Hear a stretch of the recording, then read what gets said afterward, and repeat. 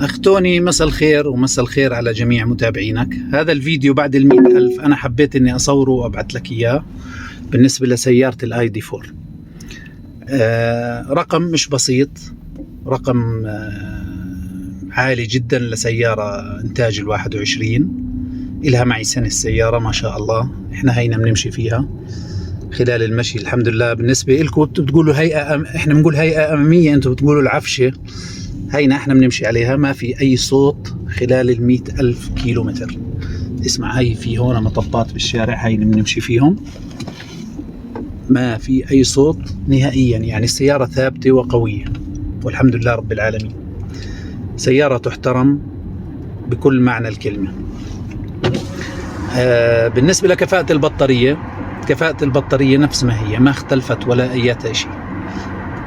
بس اللهم إنه في الشتاء بتقل كفاءة البطارية للسيارات الكهربائية بشكل عام، لكن بالصيف بترجع طبيعية، بتمشي أكتر. يعني خلينا نقول بس الشتاء بتمشي 450، بالصيف بتمشي 500 وفوق وأعلى. هذا نتيجة إنه استعمال الدفاي، والدفاي بتسحب كهرباء كون ما فيها محرك، فنتيجة تسخين هياتر عشان تشغل الدفاي. بالنسبة للسيارة إيش دفعنا عليها خلال الفترة هاي؟ الحمد لله رب العالمين ما دفعنا عليها ولا أي شيء،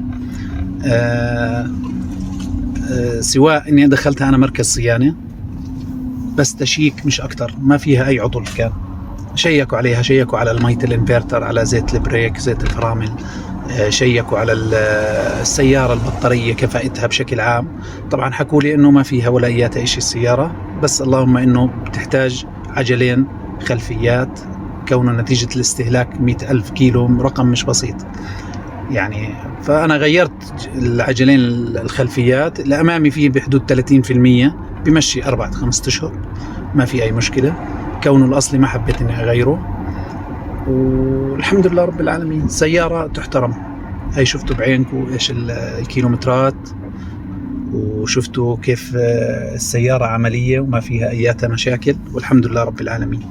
فأنا بنصح أي حدا بالاي دي 4، بالذات الاي دي 4، لأني أنا عن تجربة. يعني هذا رقم مش بسيط إني أمشي والسيارة شغالة، أنا شغال عليها تطبيقات. يعني لو واحد شغال عليها خصوصي كسيارة خاصة وبمشي 50 كيلو في اليوم، هدول 100,000 بده مش أقل من 4-5 سنوات. فتخيل أنت 4-5 سنوات ما تحط على السيارة ولا دينار، غير الشغلات الأساسية اللي هي الإطارات على 100,000. يعني أنت بتحكي رقم مش بسيط. بالنسبة للبريكات فيهم تقريبا خلينا نحكي 30% على وضع الحالي. يعني بجوز على 150,000 أفكر أغير البريكات الأمامية. أيات استفسار، أيات إشي، أخطوني أنا جاهز. والله يمسيك بالخير أنت ومتابعينك، والله يعطيك العافية. السلام عليكم.